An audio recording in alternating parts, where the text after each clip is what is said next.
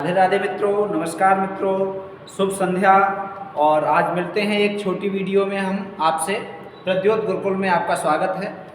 आज बहुत ही महत्वपूर्ण टॉपिक लेकर आया हूँ, दिशाएं।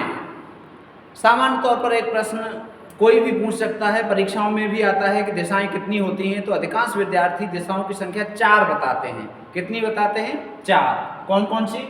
उत्तर, दक्षिण, पूर्व, पश्चिम। आइए हम बताते हैं कि दिशाएं 10 होती हैं। और 10 दिशाएं कौन कौन सी होती हैं?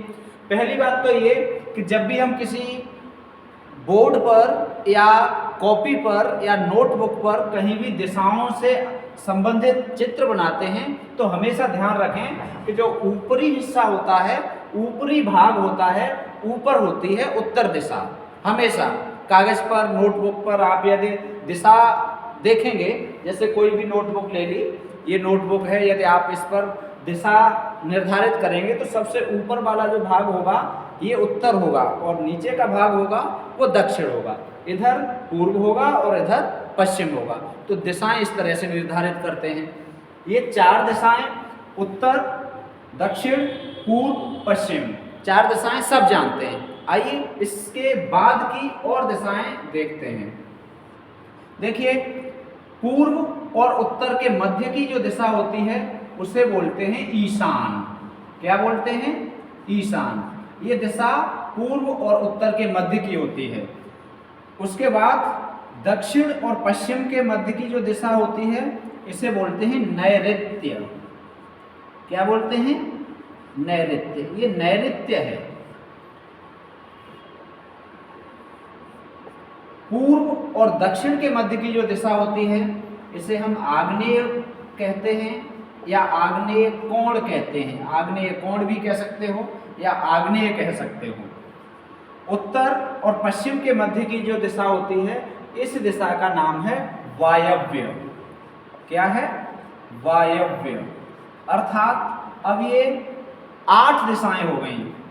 1, 2, 3, 4, 5, 6, 7 और 8। अब यहाँ 2 दिशाएं और बची हैं। वो 2 दिशाएं कौन सी हैं? इधर अलग से हम बनाए दे रहे हैं। एक ऊपर और एक नीचे। ऊपर भी एक दिशा है। जब हम कोई चीज फेंकते हैं ऊपर को तो वो ऊपर जाती है, वो ऊपर की दिशा है। और कोई नीचे आती है वस्तु, वो नीचे दिशा होती है। ये कुल दिशाएं हो गई 10।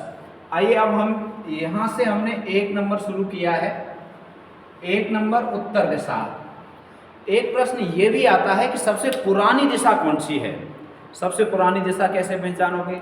किसी से भी पूछ लो। सामान्य प्रश्न है लेकिन बहुत कठिन है कि उत्तर दिशा, जो उत्तर दिशा है ये सबसे पुरानी दिशा है। क्यों? इसलिए कि दिशाओं का निर्धारण उत्तर दिशा से शुरू हुआ था। उत्तर दिशा में एक तारा है, ध्रुव तारा, जो अटल रहता है। परीक्षाओं में पूछा जाता है कि जो एक ही स्थान पर अटल रहने वाला, स्थिर रहने वाला तारा कौन सा है? ध्रुव तारा।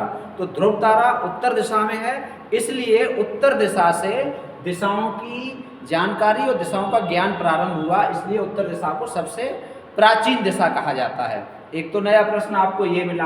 अब परीक्षाओं में जो प्रश्न आते हैं आइए उन पर बात करते हैं। पूर्व, पश्चिम, उत्तर, दक्षिण, इनसे संबंधित प्रश्न तो परीक्षाओं में पूछे नहीं जाते हैं। एक प्रश्न सबसे अधिक ये आता है, हिंदी में बहुत अधिक पूछा जाता है कि पूर्व और उत्तर के मध्य या पूर्व और उत्तर के बीच की दिशा कौन सी है? अनेक शब्दों के लिए एक शब्द आता है परीक्षाओं में, या आप कहें वाक्यांश के लिए एक शब्द आता है। तो उसमें प्रश्न ये आता है, पूर्व और उत्तर के मध्य की दिशा। पूर्व और उत्तर के बीच की दिशा।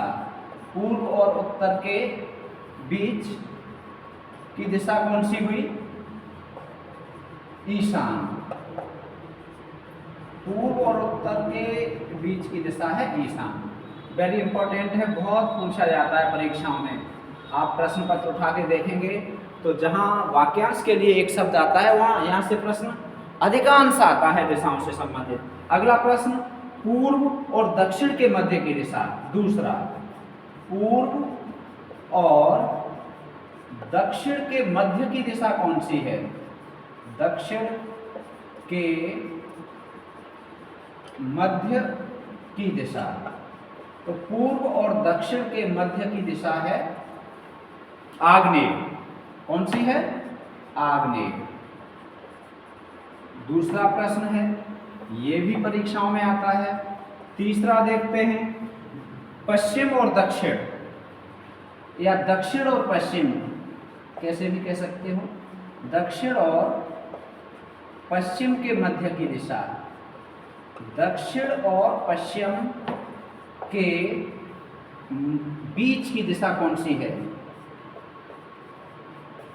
तो दक्षिण और पश्चिम के बीच की दिशा जो है वो नैऋत्य है। कौन सी दिशा है? नैऋत्य। नैऋत्य। चौथा प्रश्न, उत्तर और पश्चिम के मध्य की दिशा। उत्तर और पश्चिम के मध्य की दिशा। उत्तर और पश्चिम के बीच की दिशा कौन सी है? बीच की दिशा। तो उत्तर और पश्चिम के बीच की दिशा वायव्य। क्या है? वायव्य। अब ये 4 महत्वपूर्ण प्रश्न आपको यहाँ से प्राप्त हुए और ये 4 महत्वपूर्ण जानकारियां आपको प्राप्त हुई। अब इनसे भी विशेष 4 बातें और जो बहुत बिरले अच्छे अध्ययन करने वाले, अच्छे अध्येता, अच्छे जानकार वही कर पाते हैं। एक प्रश्न आता है, उदीची कौन सी दिशा है, या उदीची का अर्थ क्या है? उदीची उत्तर।